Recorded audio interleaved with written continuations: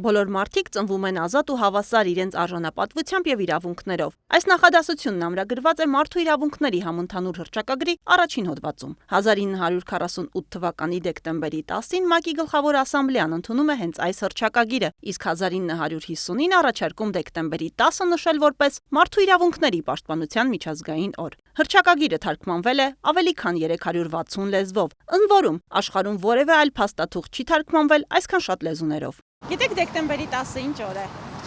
Չգիտեմ անկեղծ։ Չէ, ճիշտ ասած։ Չէ, կներեք։ Չէ, շնորհակալություն։ Դեկտեմբերի 10-ը չէ։ Չէ։ Չգիտեմ։ Չէ։ Թեև օրն ամբողջ աշխարհում նշվում է գրեթե 75 տարի, բայց մեր համակարգացիները օրվա մասին չէին լսել, փոխարենը գիտեն, որ մեր երկրում պաշտպանված են մարդու իրավունքները։ Որտեղ Հայաստանում մտածում եմ, որ հա, պաշտպանված են 100%-ով։ Մեծամասնությամբ կարելի ասել այո, բայց որոշակի տոկոսային հարաբերություններով շատ մարդիկ էլ պաշտպանված չեն։ Հիմա բավականին ավելի լավ է, քան մի առժամանակ առաջ էր։ Ավելի շատ հա, քան չէ։ Չի ասի, որ 100%, բայց էլի փառք Աստծո, լավ է։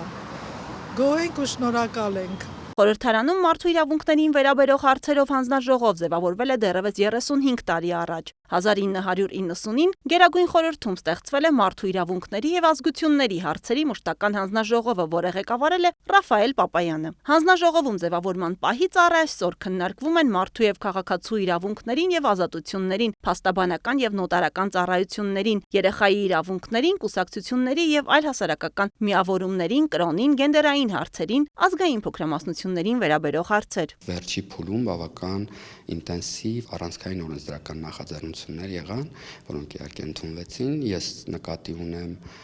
սկսած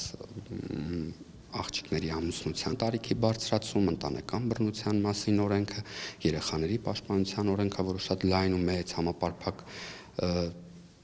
օրենսդրական նախագիծ է, որը նաև պրակտիկ այս պահին պետք է արդեն իմպլեմենտացվի կոնկրետ մարզում, վերջացրած հենց մարդու իրավունքների պաշտպանին վերաբերող օրենսդրական փոփոխություններին։ Մարդու իրավունքներն ու հիմնարար ազատություններն ամրագրված են նաև Հայաստանի Հանրապետության Սահմանադրությունում։ Հայաստանում ստեղծվել է Մարդու իրավունքների պաշտպանի ինստիտուտը։ Կարծում եմ,